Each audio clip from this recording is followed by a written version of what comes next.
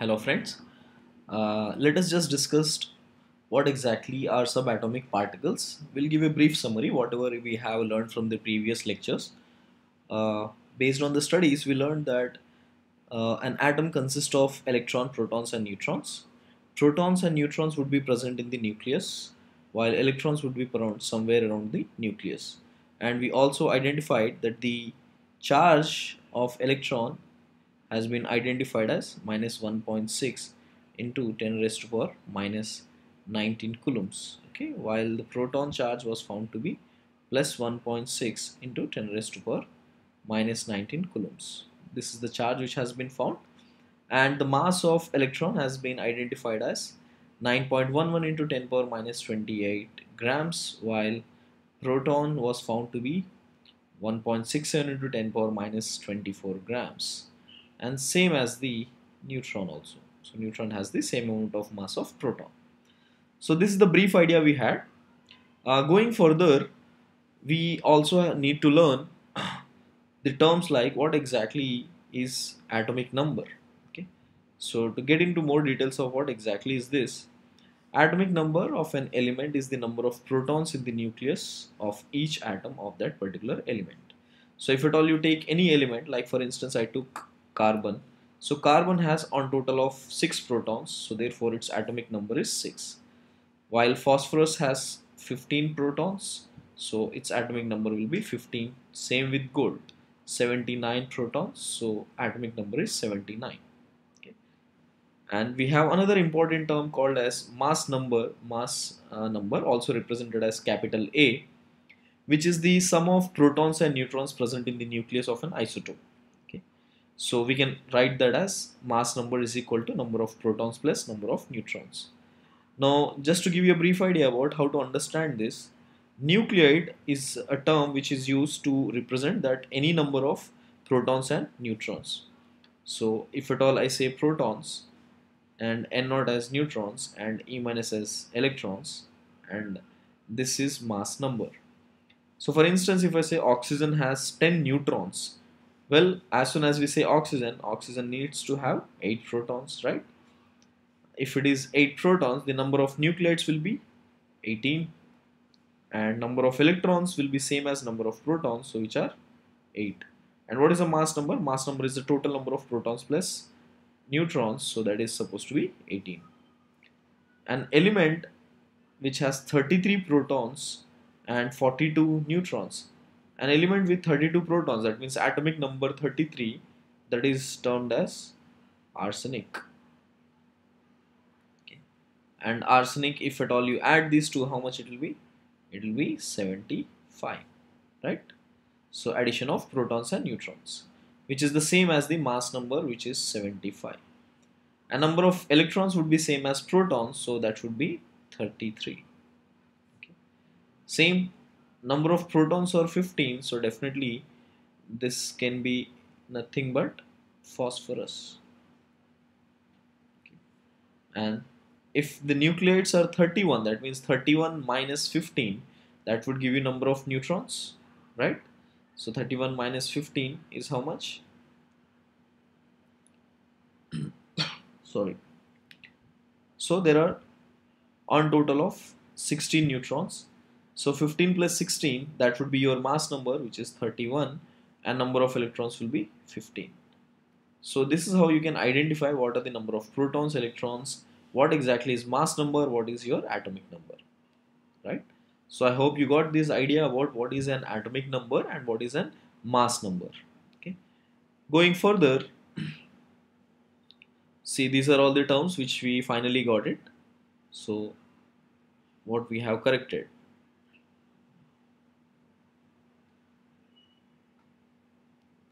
So going further, we'll get to learn what exactly is the symbol and how exactly we represent that. Okay. So if at all we consider a particular symbol, okay, so that means how exactly we usually represent a symbol. Okay. So usually what we do, every element will be represented with mass number on the superscript and atomic number on the subscript. So this is the usual representation of any element. Okay. So let us try to solve a simple question. Consider I have given you an idea about what exactly is a bromine. A bromine with 80 and 35. So this number 80 represents your mass number and this is your atomic number. Atomic number is same as number of protons, so therefore number of protons will be 35. Number of neutrons will be difference of these two, right? So because this is the mass number, so this is the atomic number, so the total difference that would turn out to be how much? 45. So 45 neutrons. Number of electrons will be same as protons, so that would be 35. Atomic number is same as number of protons, so that would be 35, and mass number is nothing but 80. So this is how we need to understand how to represent a symbol. I hope you have understood this. I'll go further. So there are many examples that way. Going further, now let us discuss what exactly are isotopes. Okay, this is another very important form of an element. What exactly is an isotope? Well, Dalton's was definitely failed to understand this word isotope. He thought every element has only unique identity, but there are elements which have different identities even though their atomic numbers are same. They differ only with their number of neutrons. So any element which differs with the number of neutrons, we term them as isotopes. Okay. So thus these terms are called as isotopes. And isotopes are atoms with the same number of protons but different number of neutrons. So this is an important form for us. Okay. Now consider an example. If at all you see it here, just a minute. If at all we see it here, this is the nucleus of sodium atom, and this nucleus would have 11 protons and 12 neutrons and surrounded by 11 electrons. We have another atom which has 11 protons but this time 13 neutrons, so therefore the number of neutrons has differed. So that's why we call them as isotopes.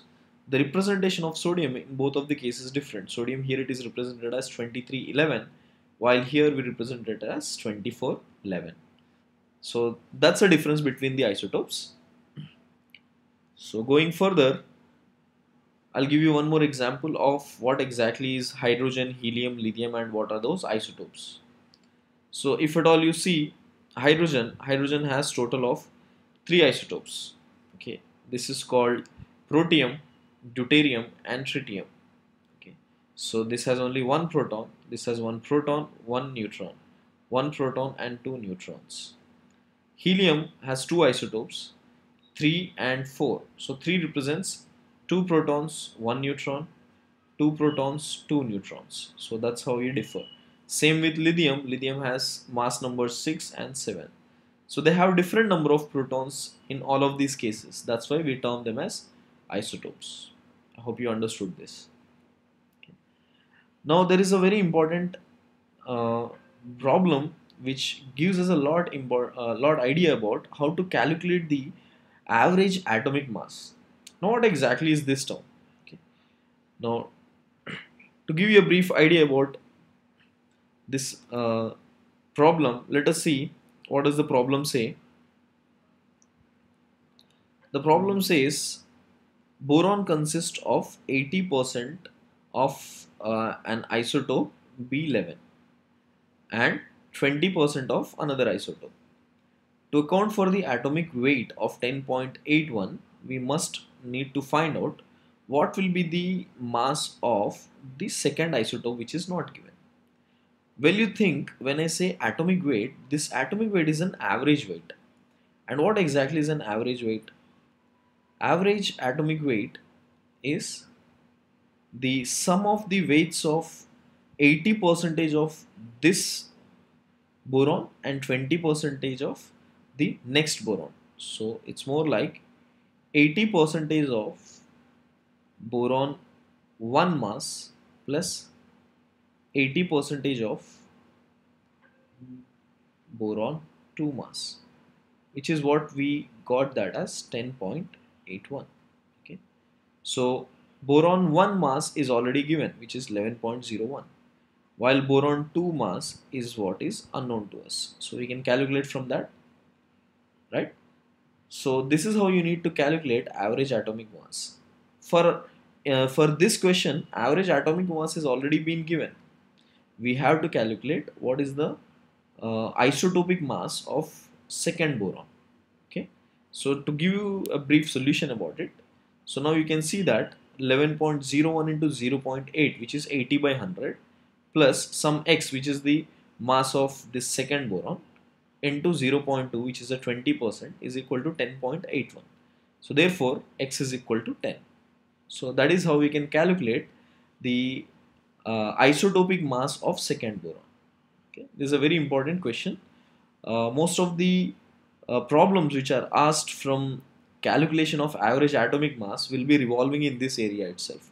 So you need to be very careful about what terms given and how to calculate the average atomic masses.